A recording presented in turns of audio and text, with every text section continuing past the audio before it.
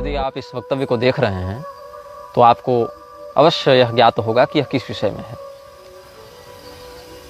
आप इस वक्तव्य को देखने से पूर्व डाउनलोड कर लें तो ज़्यादा अच्छा होगा, क्योंकि इस वक्तव्य को मिटाया जा सकता है और इस वक्तव्य के प्रसारण पर रोक भी लगाई जा सकती है। इस पूरी श्रृंखला के ऊपर भी प्रतिबंध लग सकता है। अतएव आप समस्त दर्शकों को हम यह परामर्श देंगे कि इस वक्तव्य को और इस श्रृंखला के सभी वक्तव्यों को आप डाउनलोड करके अपने पास सुरक्षित कर लें।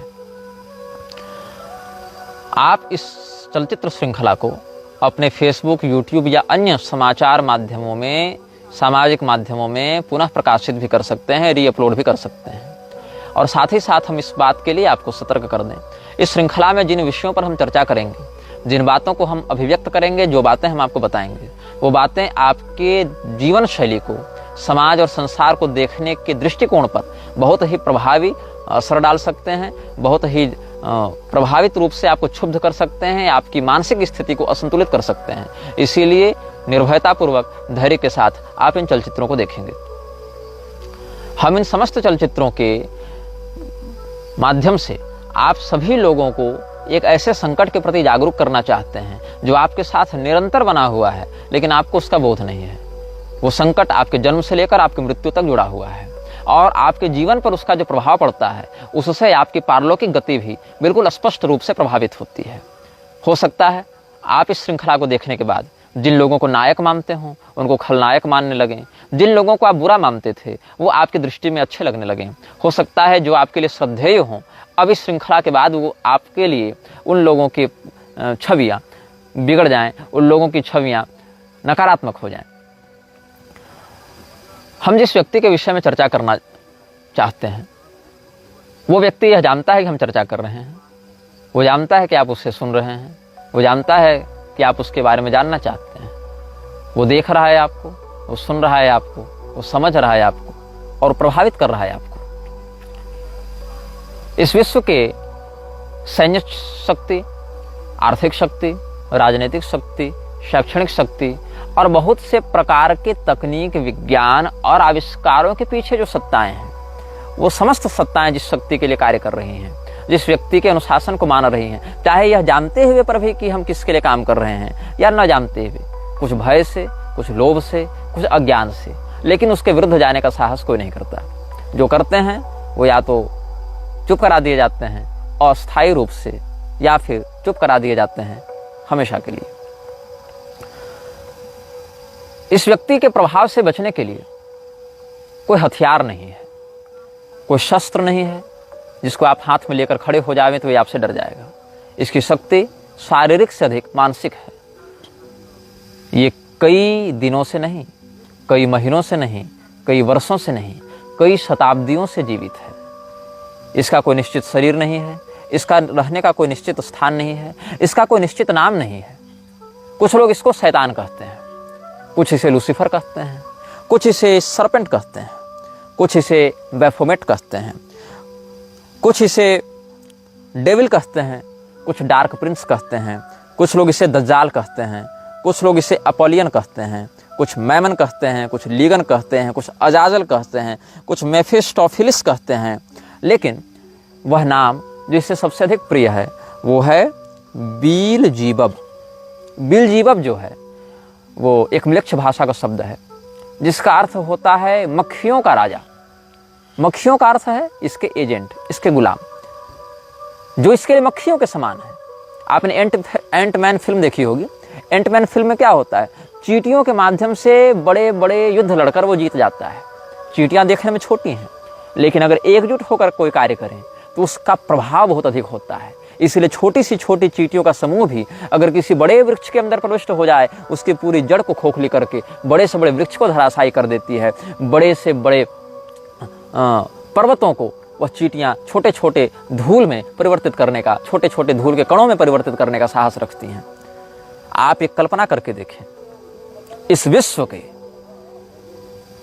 3 अरब म्लेच्छ एक ही दिशा की ओर मुख करके एक निश्चित समय पर, एक निश्चित शब्दावली में, एक निश्चित विधान से अगर किसी विषय का चिंतन कर रहे हैं, चाहे आप उसको नमाज कह लें या अजान कह लें या जो कह लें, अरबों की संख्या में एक विशाल जन समुदाय पूरे विश्व में एक निश्चित दिशा की ओर देखता हुआ, एक निश्चित विधान से, एक निश्चित शब्दावली का उच्चारण करता हुआ अगर कुछ कह रहा है तो ब्रह्मांड पर, आपके परिवेश पर उसका क्या प्रभाव पड़ता है। ये चींटियां, ये मक्खियां दिखने में छोटी होती हैं, लेकिन एकजुट होकर कोई कार्य करें तो बड़े से बड़े परिणाम को बना सकती हैं या रोक सकती हैं। तो जो नाम इसे सबसे अधिक प्रिय है, ऐसे मैं बताऊं, ये सीधे सीधे इस्लाम की बात नहीं, ये सीधे सीधे ईसाइयत की बात नहीं, ये सीधे सीधे यहूदियों की या हिंदुओं की बात नहीं, ये बात है न्याय, धर्म, सत्य, अन्याय, अधर्म और असत्य, इन्हीं दो पक्षों की, चाहे वो किसी भी रूप में आपके समक्ष प्रस्तुत हो। तो जो नाम इसे सबसे अधिक प्रिय है उसको कहते हैं बेल्ज़ेबुब। बेल्ज़ेबुब का अर्थ है मक्खियों का राजा, ऐसे इसको प्रिंस ऑफ डार्कनेस भी कहते हैं। अलग अलग सभ्यताओं ने इसे अलग अलग नामों से पुकारा और इसे अपने नाम, अपने जगह, अपने शरीर बदलने में बड़ा आनंद आता है। ये कहाँ उत्पन्न हुआ, कब से है, इसके विषय में कुछ निश्चित नहीं कहा जा सकता, मैं भी नहीं कह सकता। मैं इसके बारे में सब कुछ जानता हूं, ये मैं दावा नहीं करता, क्योंकि मैं जो बातें आपको बता रहा हूं इस बात का भी संज्ञान इसे है। अब आप पूछेंगे कि ये आपको रोकता क्यों नहीं, क्योंकि ये जानता है कि मेरे बताए गए वक्तव्यों से इसके अस्तित्व पर कोई प्रभाव नहीं पड़ेगा। ये इतनी बड़ी सत्ता है कि मेरे कहे हुए शब्दों से इसको प्रभाव नहीं पड़ेगा, आपके सुनने से इसको प्रभाव नहीं पड़ेगा, आपके द्वारा दिए जा रहे प्रयासों से, आपके द्वारा दिए जा रहे परिश्रमों से इसकी सत्ता क्षुब्ध नहीं होगी, इसकी सत्ता प्रभावित नहीं होगी। कुछ लोग इसे अस्मोडियस कहते हैं। मैंने इसके कुछ नाम अपने शोध से व्यक्त किए हैं, कुछ अपनी साधना से व्यक्त किए हैं। मेरे कथनों में एक बड़ा अंश मेरे अध्ययन का होगा, एक बड़ा अंश मेरी साधना का होगा, एक बड़ा अंश उन विशेषज्ञों से बैठकों का होगा जिनके साथ मिलकर हमने इस विषय में शोध किया है। कुछ लोग इसे अजाजिल कहते हैं, कुछ बेफोमेट कहते हैं, कुछ सेखमेट कहते हैं, कुछ बेहमत कहते हैं, कुछ समेरियस कहते हैं, कुछ मार्दुक कहते हैं। और आप एक फिल्म देखे होंगे थुम्बाड़, जिसमें एक शैतान होता है जिसका नाम था हस्तर। आपको लगता है फिल्में केवल डायरेक्टर्स या स्क्रिप्ट राइटर्स की कल्पना से बनती हैं, ऐसा नहीं है। उन कल्पनाओं की प्रेरणा देने वाली शक्तियां प्रयास करती हैं कि समाज में इन नामों की लोग चर्चा करें, और जिसके नाम की अधिकाधिक चर्चा होती है उसकी शक्तियां भी बढ़ती हैं। तो इसका एक नाम है अस्तर, इसी नाम को थोड़ा सा बदलकर कर दिया गया हस्तर। तो अस्तर जो है ये भी इसके अनेक नामों में से एक नाम है। अब ये व्यक्ति कब से है, कहाँ रहता है, इस विषय में हम चिंतन करते हैं। इसका वास्तविक नाम क्या है ये मैं दावे के साथ नहीं कह सकता, लेकिन जिस नाम का प्रयोग करके इसने अपनी वास्तविकता की एक झलक हमें दिखाई, उसका नाम भी बड़ा विचित्र है। उसको कहते हैं आर्द्रम्लेच्छ। आदिम्लेच्छ नहीं, आर्द्रम्लेच्छ। हम सुविधा के लिए आपके सामने इसका नाम बताएंगे म्लेच्छराज, क्योंकि इसके वास्तविक नामों का उच्चारण करने से इसकी शक्तियां बढ़ती हैं, और हम चाहते नहीं कि इस श्रृंखला में इसके नाम का बार बार प्रयोग करके हम इसकी शक्तियों को अपने ही ऊर्जा प्रदान कर करके विस्तृत करें। आपने हैरी पॉटर फिल्म देखी होगी, वहां वोल्डेमॉर्ट का एक किरदार था, the one who can't be named.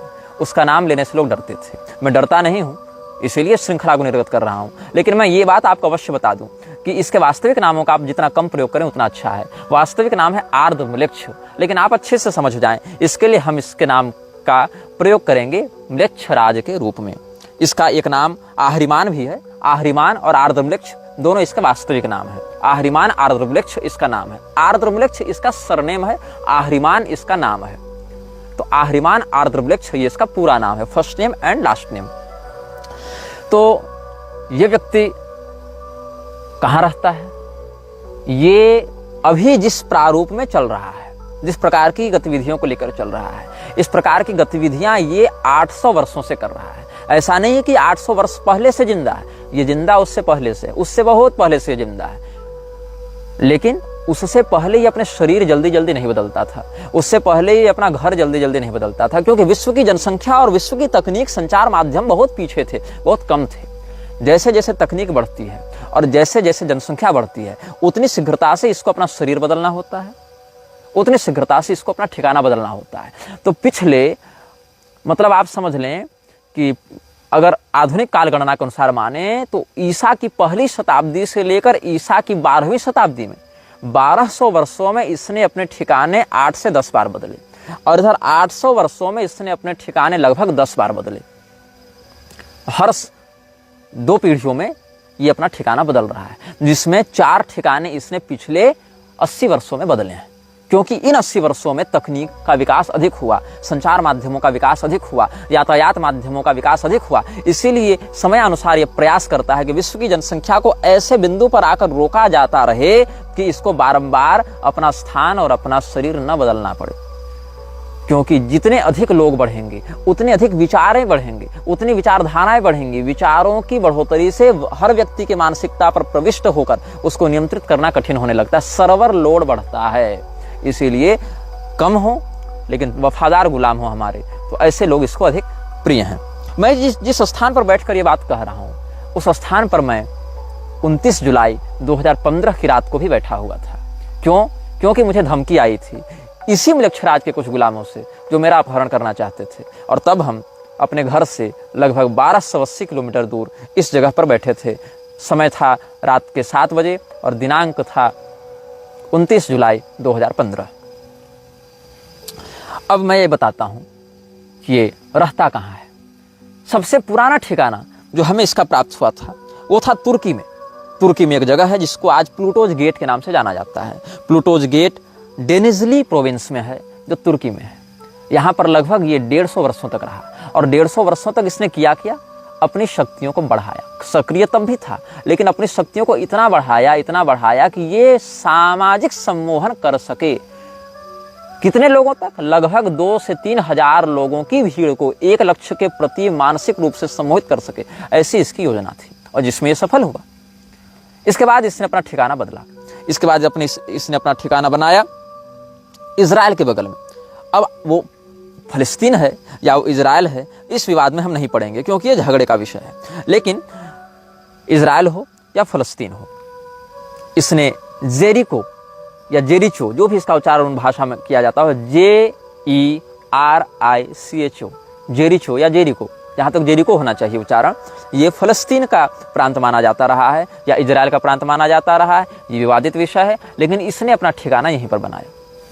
अभी इस वीडियो क्लिप में 4 मिनट की रिकॉर्डिंग हमारी नहीं हो पाई थी किसी तकनीकी खराबी के कारण। इस श्रृंखला की घोषणा जब हमने की थी उसी समय से हमारे फ़ोन पर ऑटोमेटिक फीड्स में कुछ ऐसी बातें स्वयं आ रही हैं जो कि ऑफलाइन बातें हैं। ऐसा नहीं कि मैं कुछ नेट पर सर्च कर रहा हूं या कुछ मैं ट्रेलर रिलीज कर रहा हूं तो उसका एल्गोरिदम पकड़कर कुछ सजेशंस मिल रहे हैं, ऐसा नहीं है। मतलब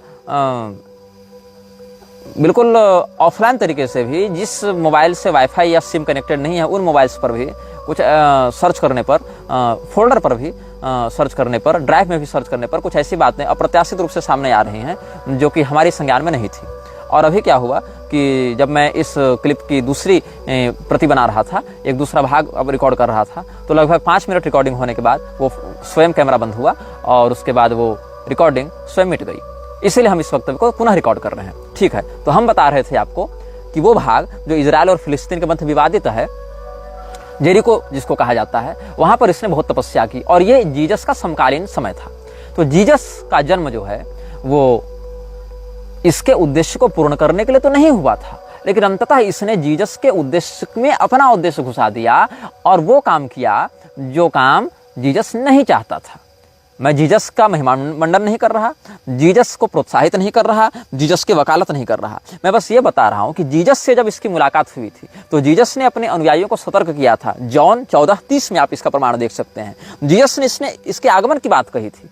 जीसस जानता था कि ये आ रहा है जीसस को अपने वश में लेने के लिए, और जीसस ने अपने अनुयायियों को सतर्क किया और कहा था कि विश्व का शासक आ रहा है लेकिन उसका शासन मुझ पर नहीं चलता, क्योंकि कोई भी संपदा हो, चाहे दिव्य संपदा हो चाहे आसुरी संपदा हो, जब वो दिव्य संपदा या आसुरी संपदा का कोई व्यक्तित्व जन्म लेता है इस संसार में जिसका व्यापक प्रभाव जनमानस पर पड़ेगा, तो वह व्यक्ति बहुत प्रबल ग्रह दशा के साथ युक्त होकर आता है। तो अगर वो आसुरी व्यक्ति है तो दिव्य संपदा वहां हस्तक्षेप जल्दी नहीं कर पाती है, या अगर वो दिव्य संपदा से युक्त है तो आसुरी शक्ति वहां हस्तक्षेप नहीं कर पाती है। और कई बार ऐसा होता है कि दिव्य में दिव्य का हस्तक्षेप और आसुरी में आसुरी का हस्तक्षेप भी नहीं हो सकता है। जैसे कि राजा उत्तानपाद के पुत्र ध्रुव जब तपस्या करते थे तो देवताओं ने बड़ी माया दिखाई, वहां दोनों दिव्य संपदा है लेकिन असर नहीं कर पाई। यहाँ पर आसुरी संपदा में देखें, रावण और निवात कवच राक्षसों के बीच में युद्ध हुआ है, दोनों आसुरी संपदा के हैं, लेकिन निवात कवचों की आसुरी शक्तियां रावण के ऊपर हावी नहीं हो पाई। तो यहाँ पर दोनों मृक्ष शक्तियां टकराई हैं, लेकिन मृक्षराज उस समय जो आर्द्र वृक्ष है वो उस समय अहरिमान का शासन जीसस पर नहीं चल पाया। इसलिए जॉन 14:30 में जीसस ने कहा अपने अनुयायियों को कि I will no longer talk much with you for the ruler of this world is coming. इस विश्व का शासक आ रहा है। तो वह विश्व का शासक गॉड नहीं था, वो उस विश्व के शासक का नाम था आर्द्रमृक्ष अहरिमान। और उसने कहा मृक्षराज का शासन मेरे ऊपर अभी नहीं चल रहा है, he has no power over me, ये जीसस ने कहा। और जीसस के ऊपर उस समय प्रभाव नहीं पड़ पाया, इसीलिए 300 वर्षों तक मृक्षराज ने अपनी तपस्या को बढ़ाया। और कॉन्टेस्टिन के समय जीसस का ब्रांड उठाते हुए, जीसस का नाम लेते हुए कॉन्टेस्टिन के माध्यम से मृक्षराज ने अपनी शक्तियों को आगे बढ़ाया। और इसमें उसको 300 वर्षों का समय लगा ताकि विधिवत वो समाज में अपने विकृति का प्रसारण कर सके। और इस समय वो कहाँ था? उस समय न्यू ऑरलिन्स लुसियाना में था, जहाँ गेट्स ऑफ जीनी है। गेट्स ऑफ जीनी नामक स्थान पर मृक्षराज ने 300 वर्ष अपना निवास बनाया। और लुसियाना शहर में, जो कि एक मृक्ष प्रांत है, वहां पर इसने अपनी शक्तियों को बढ़ाने का काम किया। इसके बाद लगभग हर 100 साल 150 साल में ये अपना स्थान बदलता रहा, जिसमें ये जापान आया और श्रेजान की पहाड़ियों में इसने तपस्या की। फिर ये चीन आया, वहां चोंग क्विंग मिंग के पहाड़ी में इसने तपस्या की। फिर ये ग्रीस आया, वहाँ केप मेटापान की गुफाओं में इसने तपस्या की। फिर ये चेज गणराज्य चला गया, जहाँ इसने किला बनाया जिसको हौस्का कैसल कहा जाता है। हौस्का कैसल में इसने तपस्या की। वो किला 3-4 बार बना है, लेकिन प्रारंभ में उसने मृक्षराज ने ही इसकी नींव रखी थी। यहाँ पर ये अभी भी विद्यमान है, इन जगहों पर अभी भी इसके मुख्यालय विद्यमान है। फिर ये इटली में 2 मुख्यालय बनाता है। चेज रिपब्लिक के बाद इटली पहुंचा। इटली में इसने अपने 2 मुख्यालय बनाए, एक केव ऑफ सिविल में, सिविल की गुफा में इसने बनाया, और एक रोम में भी इसकी गद्दी है जिसको लेक्टस कर्टियस कहते हैं। लेक्टस कर्टियस की जो गद्दी है वो इटली के रोम में है, वहां पर मृक्षराज की एक प्रधान गद्दी है। फिर वहां से ये मैक्सिको पहुंचा, जहां पर मिक्टलैन एक स्थान है, वहां पर इसकी एक गद्दी है। बेलीज में एक्टोन टूनिसिल मुखनाल नाम की गुफा है, वहां पर इसका है।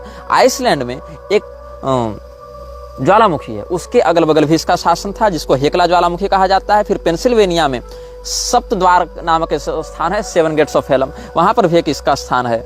और ग्रीस में मैं बता चुका हूं केप मेटापेन गुफाएं, वहां पर भी, मतलब कहीं पहाड़, कहीं किला, कहीं गुफा, ऐसे स्थानों पर तपस्या करता रहा। अब प्रश्न है, तपस्या इसने किसके की?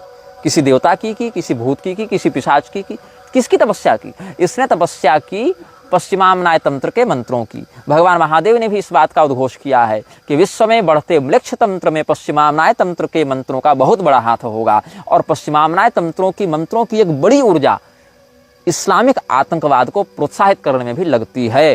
तो उस मंत्र की उसने आराधना की, साधना की, मंत्राधिष्ठात्री आसुरी शक्तियों की इसने आराधना की। फिर इसने अपने मुख्यालय बनाने आरंभ किए। ये तो इसकी कर्मभूमि हो गई। इन स्थानों पर इसने अपनी शक्तियों को बढ़ाया और अपनी शक्तियों को, ये 12वीं शताब्दी तक की बात है। 12वीं शताब्दी के बाद ये आया प्रोवो ऊटा नामक स्थान पर। प्रोवो ऊटा स्थान पर आकर इसने अपनी एक गद्दी स्थापित की, अपना एक मुख्यालय बनाया। फिर ये माल्टा चला गया। माल्टा शहर में जो गोजो द्वीप है, गोजो द्वीप पर इसने कब्जा किया। माल्टा शहर में ये रहा। उसके बाद मैंने जहाँ तक हमारी बुद्धि जा पाई भौतिक और आध्यात्मिक स्थिति से, वहाँ तक हमने इसका शोध किया है। और मैं बताऊं, फिर ये स्कॉटलैंड गया, वहाँ स्काराब्री नामक स्थान पर ये रहा।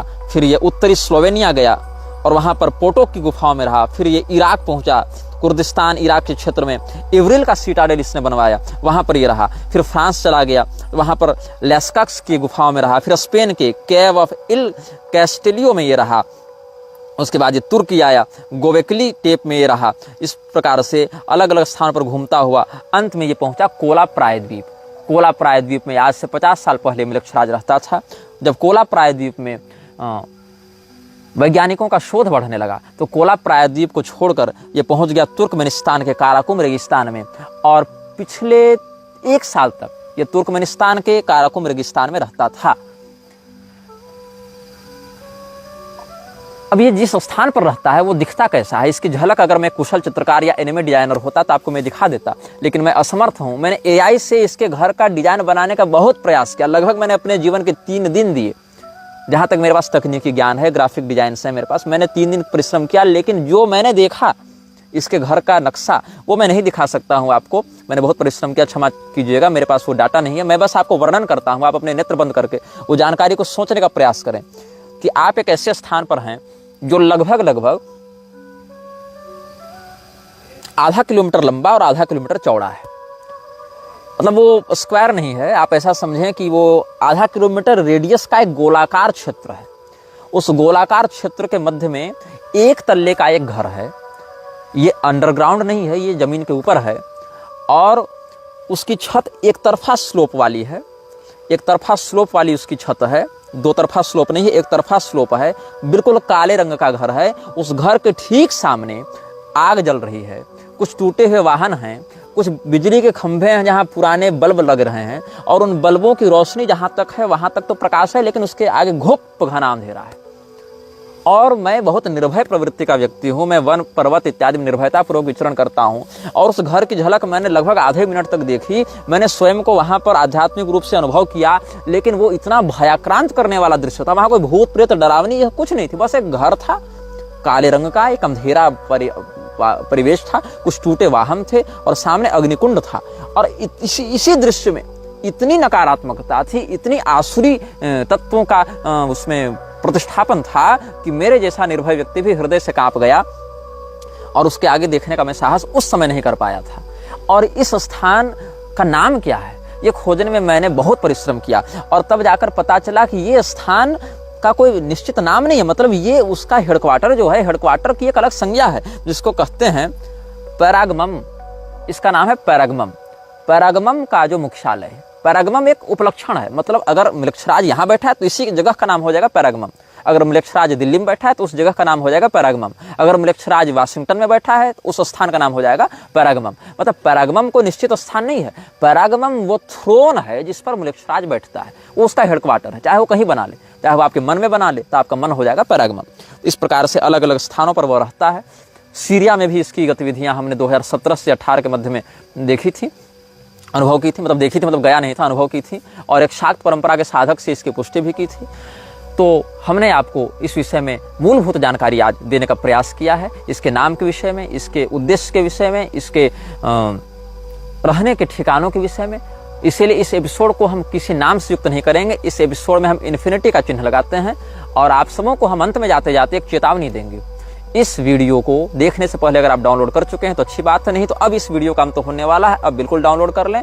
और इस वीडियो की श्रृंखलाओं को आप जब भी देखेंगे तो आप एक मंत्र का पाठ करें वीडियो को देखने के पहले और वीडियो को देखने के बाद, और अपने जीवन का इसको अभिन्न अंग बना लें। इस मंत्र को मैं डिस्क्रिप्शन में लिख भी दूंगा और मैं बोलकर भी सुना देता हूँ। कर्कोटकस्य नागस्य दमयन्त्या नलस्य च ऋतुपर्णस्य राजर्षेः कीर्तनम कलिनाशनम। एक बार और सुन लीजिए। ऋतुपर्णस्य राजर्षेः कीर्तनम कलिनाशनम, यही वाला श्लोक है। शुरू से पहला बोलता हूँ।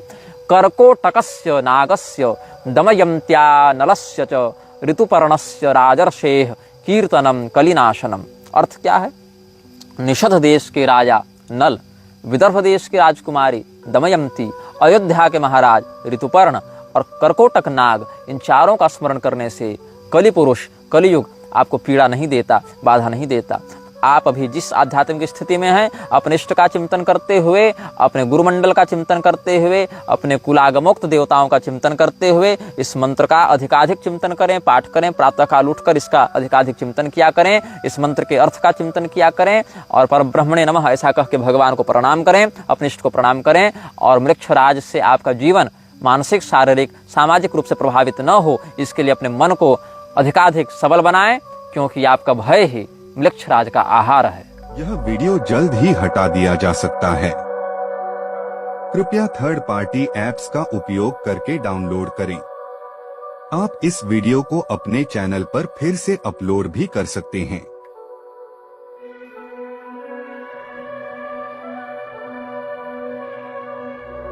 This video may get deleted soon. Please download using third party apps.